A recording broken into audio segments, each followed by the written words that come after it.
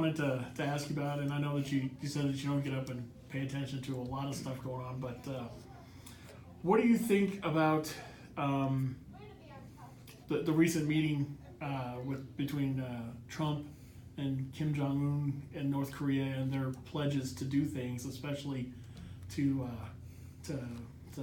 take down their nuclear program, and the kind of shaky evidence as to whether that's actually happening or not. Is that something that you're concerned about how the follow through on that? Yeah, absolutely focused on that. Actually, I talked to the president when he was on Air Force One, coming back from that meeting they had in Singapore. And he called into the Republican Policy Committee luncheon. I chair that committee.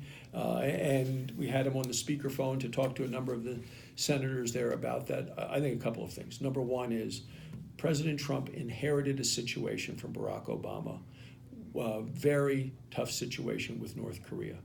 And I think we are not much better off now than we were the day President Trump took office. The North Korea, do I trust him? No. Do I trust Kim Jong-un?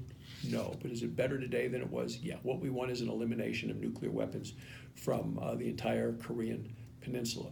We know that under Kim Jong-un, that North Koreans had developed weapons and the missiles to deliver those weapons as far as the United States, which is the threat they have. They have gained in sophistication and in scope of what they can do, and we need to stop that. And the president, through his actions, has, I think, at least gotten the pause button hit and heading in the direction we need to head in, but I still don't trust these guys. I mean, North Korea has always either lied or kind of slow walked or dragged their feet or reversed themselves. And I expect a lot of the same.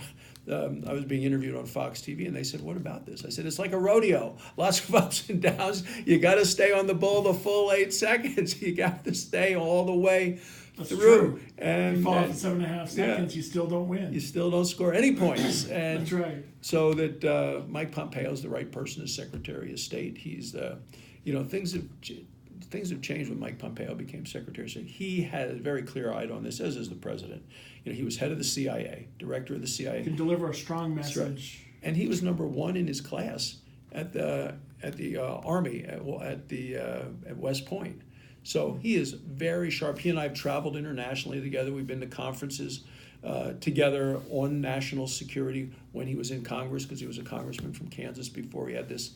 And I think that what we now see with Kim Jong-un is they realize there's a new sheriff in town. Things are not like they were in the time with Barack Obama, because if you want to deter somebody from doing something, I mean, they talk about nuclear deterrence. You have to do 3 things. You have to have the capacity to deter them. And the United States has always had the military capacity to do it. Number 2, you have to have a commitment to use it. And then third, you have to be willing to communicate that commitment. Well, when President Obama used to say, well, we're no, we're not going to do anything. His red line in Syria, but then nothing happened, and he had made a number of statements. President Trump, with the missiles that he used in Syria, with using that mother of all bombs not that long ago, he has shown, 1, we have the capacity, 2, we have the commitment to use it, and he says he's going to use it. So that's enough to deter somebody. Much more deterrence now with President Trump in office than it was with President Obama. Well, expanding on that a little bit, President Bush had gone so far as to, say here is the axis of evil, and North Korea was part of that, Iran was part of that, and over the 8 years of Obama, I know this is a very politically loaded question in a asking a Republican in a political climate here, but you were talking about that. How much were the reins let off on this axis of evil? Where you had the Iran deal that Trump has now pulled back from. Yeah. You had what you were just talking about with North Korea. Were we kind of letting our guard down on the axis of evil for a while there? Well, I think the Obama administration clearly did. When he pulled all the troops out of Iraq, that left a void, which is where ISIS sprung up. It was because of President Obama's unwillingness to leave troops there, kind of a stay-behind force. So that brought us ISIS, which brought the terror related to it. But what is very clear, and everybody in Wyoming looking at this would know, that if you show weakness one place around the world, other world leaders look at this sort of thing. You know, this is kind of the macho men world that run the macho man world right now, with whether it's Erdogan in Turkey, whether it's Putin in Russia, North Korea, Sisi in Egypt. You go around the world and take a look at that, and they're always watching the United Assad in Syria. They're always watching the United States, and if they can get away with something, they will. You know, Putin is cunning. He's aggressive. He's opportunistic. You know, I'll tell you, he would not have been able to take Crimea had Donald Trump been in the White House.